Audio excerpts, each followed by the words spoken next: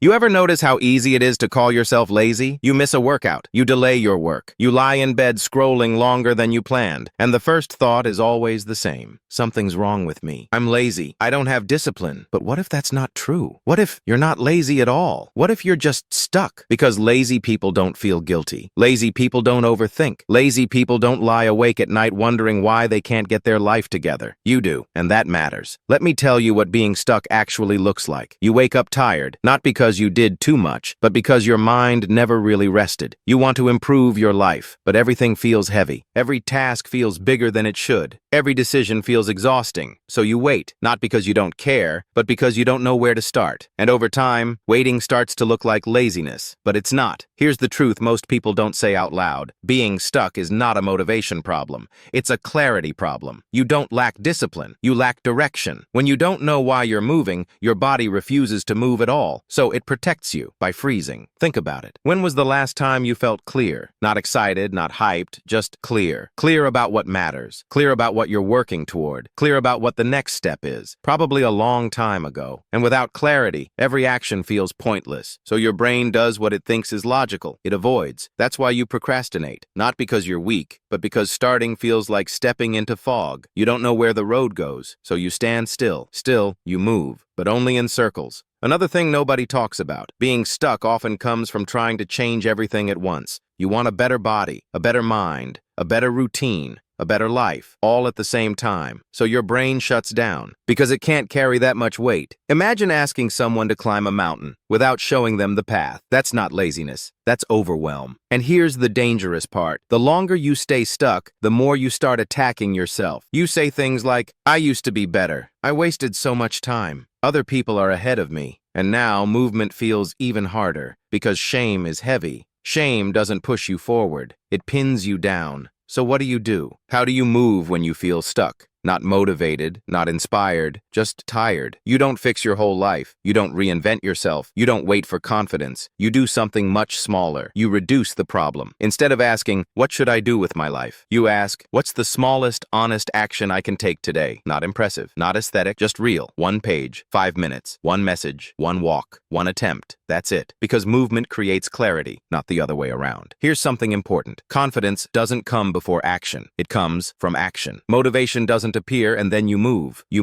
and motivation follows. And discipline? Discipline is not forcing yourself. It's keeping promises small enough to keep. You don't need a perfect routine. You need proof. Proof that you can move, even when you don't feel like it, even when it feels pointless, even when nobody notices, especially then. If you're stuck right now, I want you to hear this clearly. There is nothing wrong with you. You are not broken. You are not lazy. You are not behind. You're just standing at a point in life where the old way stopped working and the new way isn't clear yet. That space, it's uncomfortable, but it's also important because this is where identity shifts, not in big wins, not in public success, but in quiet moments where you choose to move anyway. So don't ask yourself, how do I fix everything? Ask this instead, what can I move, even slightly, and then do just that. No applause, no rush, no pressure. Still, you move. Long pause. If this video felt uncomfortably accurate, you're not alone. And if you're still here, that means something inside you hasn't given up. Hold on to that. I'll see you in the next one.